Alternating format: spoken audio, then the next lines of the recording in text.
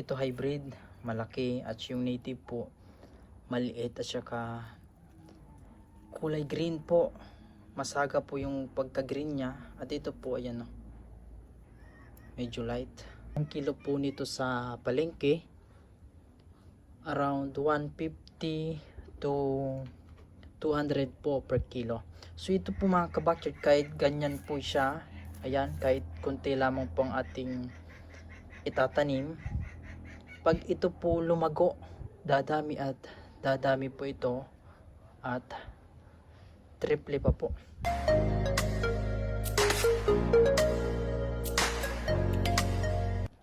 Mapagpalang araw po mga kabakyard, welcome sa isa na namang episode ng Backyard Farming. Maliit mong lupa, gawin nating libangan at pagkakitaan. Ito po mga kabakyard, may sibuyas po tayo. Isa na namang tips o kaalaman sa pagtatanim po ang aking ibabahagi sa inyo. So ito po yung mga spring onion po na binili po natin. Ang gagawin po natin dito, itatanim po natin para po di na po tayo bumili, gawa ng ayan, sariwa pa po nabili natin, may mga ugat pa po, at saka madali po siyang tutubo o mabubuhay, gawa ng may mga talbos na po siya. Ayan po, yan, may mga talbos po, at saka ayan ang ugat po niya, napaka kapal. At saka ayan, dalawang klase ito mga kabakyard. Ito po yung hybrid po ito, ayan, at ito po yung native, ayan, mapapansin naman po yung kung alin po ang hybrid at saka native. Ayan, ito hybrid, malaki, at yung native po maliit at saka kulay green po. Masaga po yung pagka green nya, at ito po ayan, medyo light. So ito po mga kabakyard, para po di na po tayo bumili o di na po tayo mapagastos ng malaki, itatanim po natin ang sibuyas, para po every time naluluto po tayo, nandyan po sa backyard, may tanim po tayo. Dahil kung puro po tayo bili, mabigat po sa bulsa. So ayan, isang idea na naman po, kaalaman sa pagtatanim ang isi-share ko sa inyo, nang sa ganun po ay di na po kayo mahirapan sa pang-araw-araw po nyo na pamumuhay. So ito, madali lang po itong mabubuhay, gawa ng sariwa pa, at saka makapal po ang ugat, at saka yan, may mga talbos na po, yan, kaya madali pong siyang mabubuhay. So ito po mga kabakyard, ang kilo po nito sa palengke around 150 to 200 po per kilo. So ito po mga kabakyard, kahit ganyan po siya, ayan, kahit konti lamang po ang ating itatanim, pag ito po lumago, dadami at dadami po ito, at triple pa po. So ayan, madali lamang po ito mapalago, mapadami, gawa ng patuloy po siya sa pag sisibol. At saka kapag may ayan, ganyan po, ayan, ito po bali apat na po itong puno, one, ayan po, basta't may ugat po, mabubuhay po yan. 1, 2, 3, 4, ayan, ganyan lang po mga kabakyard. Simple lamang po ang pagtatanim, ang pagpupunla, gawing similya ang mga nabibili natin sa palengke. May mapagkukunan na po tayo every time na luluto po tayo. Ayan, ganyan po. So ayan, may apat na tayo, at saka ito po, itong malalaki naman. So ito, ayan, malaki kumpara po dito, ayan. So ito mga kabakyard, pag na parami na po natin, ang number one po na magiging customer po natin, yung mga nagtitinda po ng mga lugaw. Ito po kasi sinasawag po sa lugaw. So pag naparami po natin ito, within a month, madami na po ito basta't naalagaan po ng mabuti. So ito po mga kabakyard, di mo kailangang isprayhan, insecticide, fungicide o ano pa man mga synthetic na ini-spray.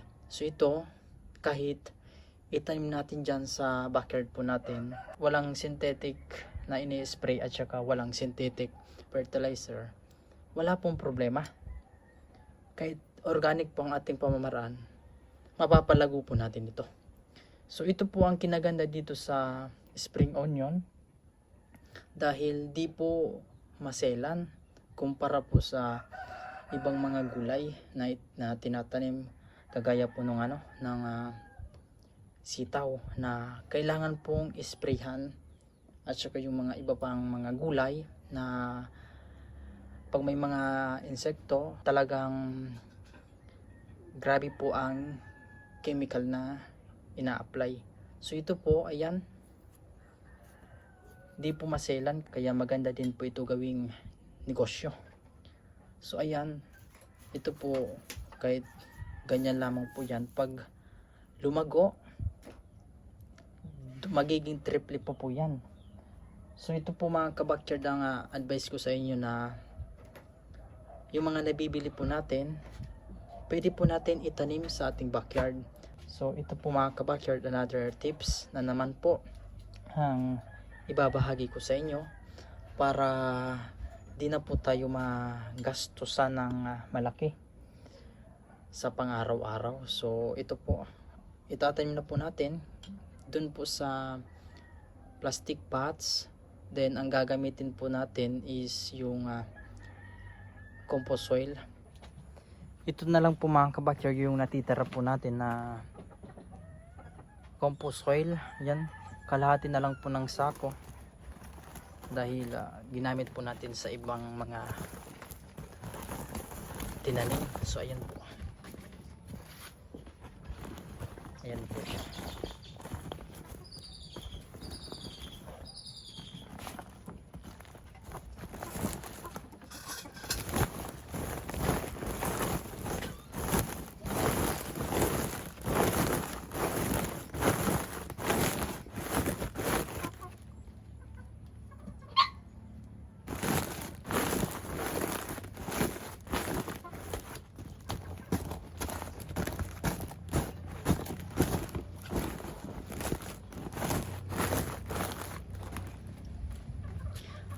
Mas mainam mga kabakyard kung may rizal po kayo, at saka may coco peat, at yung may cow manure po.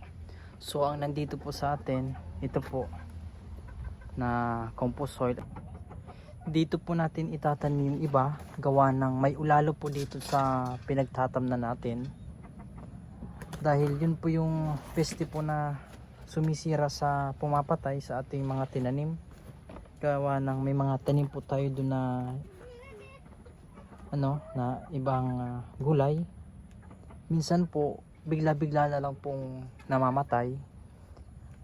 Ang may gawa po pala ay yung ulalo, kaya tatanim po tayo dito para kung mamatay po yung time natin doon, may matitira po. Gawa ng yun po ang festival dito sa atin. Yung iba nga pong mga tanim na kamoting kahoy, di na po lumalago. Minsan may mga laman, kukunti na lang po, at saka may mga kinainan na gawa ng yung ulalo po ang may gawa. Ito po pala mga kabakyard, magandang negosyo. Kahit po nandito po sa pots, lumalago po. Kaya mas mainam na magtanim po tayo para may maigamit po tayo sa ating kusina, at may maibenta din po tayo, dahil sabihin na natin every month may ma-harvest po tayo. So sa pag-harvest po natin may maibebenta po tayo.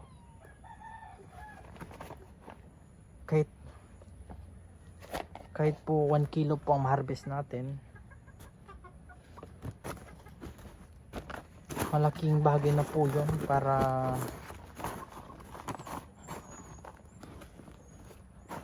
may panggastos po tayo sa pang-araw-araw. So sa ganitong pamamaraan mga kabakyard, pag may naitanim na po tayo, lumago, so kada luluto po tayo, may makukuha po tayo dito sa backyard farm. So sa ganong pamamaraan, di na po tayo bibili, gawa ng mahal po ang sibuyas. So ito pong spring onion, maganda din pong ihalo sa mga ulam. Ayan, nakatatlo na po tayo. Ito po pang-apat.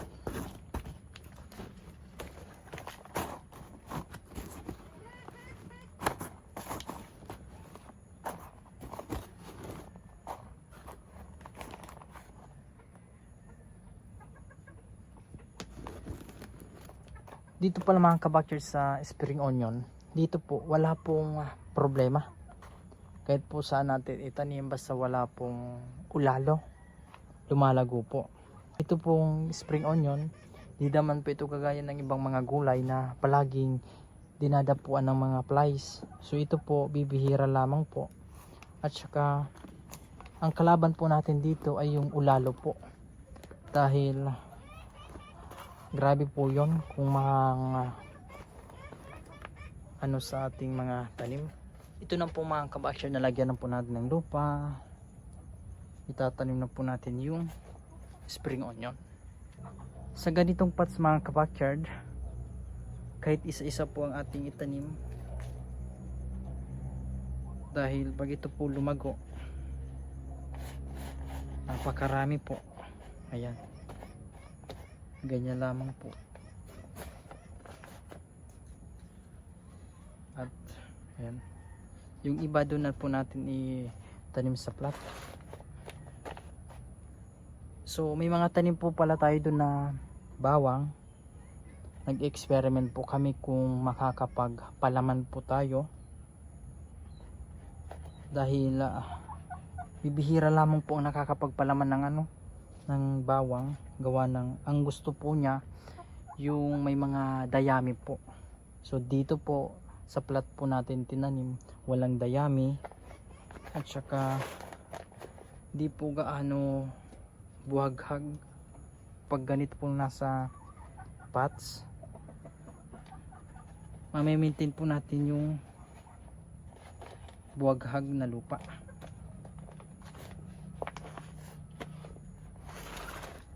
Hahanap po tayo ng mapagkukunan po ng rice hull para maging malago po ang ating mga plat dito. Dahil pag matigas po ang lupa, di po gaano lumalago. Ayan, yung iba po itatanim po natin sa plat. So ayan,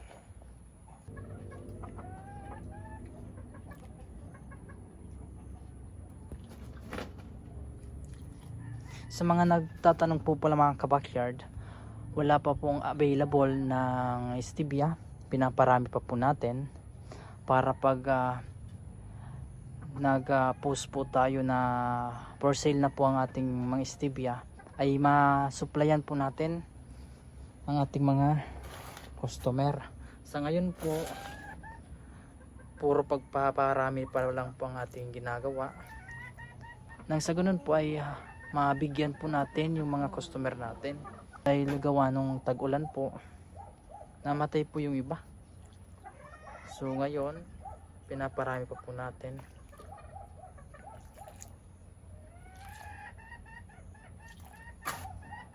Ito na po ang ating spring onion. At antay po tayo ng 1 month. Tuloy-tuloy na po siya sa pagdami.